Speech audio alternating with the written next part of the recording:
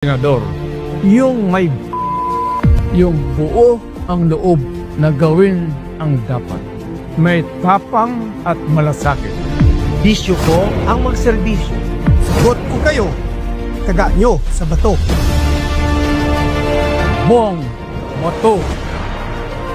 Tuloy ang laban. Para sa mga kababayan. Tuloy ang pagbabago.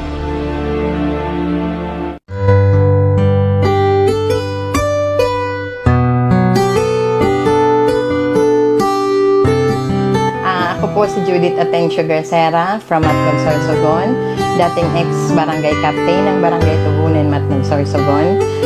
Sa ngayon po, ako po ay isang manicurista. Last November 2, hindi ako makatulog 2 days and 2 nights. So, hindi ko alam na yun na pala ang magkakasakit na pala ako. So, inaya ako ng mga anak ko. Sabi niya, "Ma, dalhin ka na namin sa ospital." Yeah. Nga lang, iniisip ko, sana akong kukuha ng pera na una-una. Wala akong hawak, wala akong pondo para maipag-abot ako sa ospital. So, nagdalawang isip talaga ako na ayaw ko. Kahit sinasabi na nila, dalhin kita man sa ospital, ayaw ko talaga magpag-abot.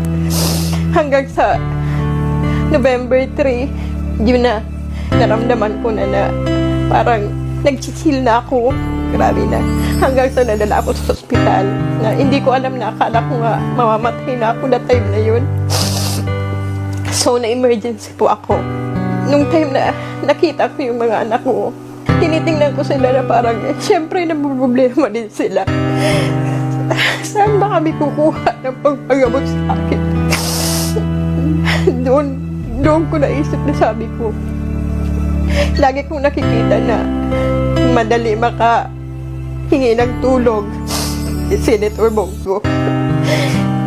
Na-ICU pati ako. Pero nung time na nagkamalay na ako sa ICU, sabi ko, anak, alam ko, malaking magiging gastusin natin.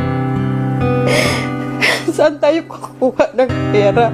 Sabi ko, lumapit kayo kay Senator Bongo para matulungan tayo kasi una-una, napakalaki po talaga ng nagasto sa akin sa ospital.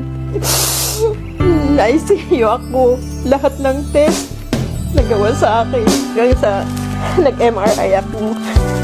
So, napakalaking tulong na naibigay sa akin ni Senator Bongo na nalugtahan ang aking buhay. Anak ko lang talaga ako. Kaya nung lumapit yung mga anak ko sa opisina ni Senator Bongo, hindi sila nagdalawang isip na matulungan ako. Kaya malaking pasalamat ko po sa iyo, Senator Bongo. Nandito po ako sa iyo para personal po na magpasalamat. Ito po, proven na ito po yung time na tinulungan mo po ako. Yan po. Kaya, ito lang po talaga ang wish ko na sabi ko na by December sana magkita tayo personal. Pero hindi na po umabot ng December. Salamat po talaga at binigyan ako ng kalakasan para makaharap ko po kayo. Okay, magpasalamat sa akin. Trabaho ko yan. At ako po magpapasalamat sa inyo dahil binigyan niyo po ako ng pagkakataon. Importante, magaling po. Salamat po.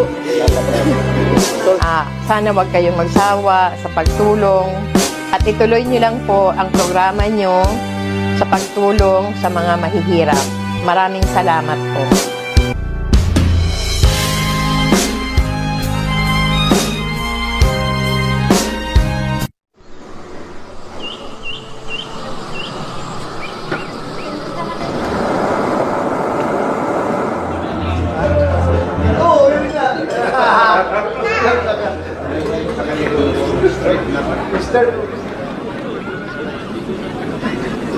Happy 124th anniversary, Itogon Benguet.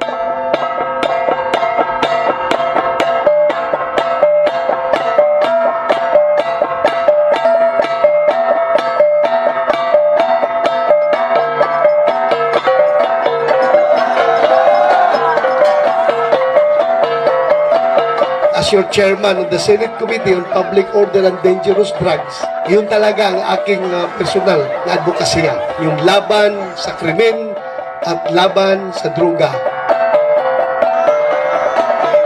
Kaya sabi ko, kapag ikaw sundalo o pulis, tumakbo ka kahit barangay kapitan o anong takbuhan mo, kapag manalo ka, ibig sabihin yan, mabait ka na pulis.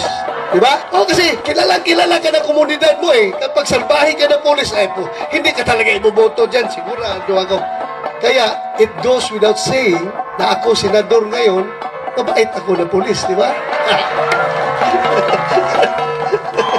Maraming salamat sa inyong lahat at magandang umaga po.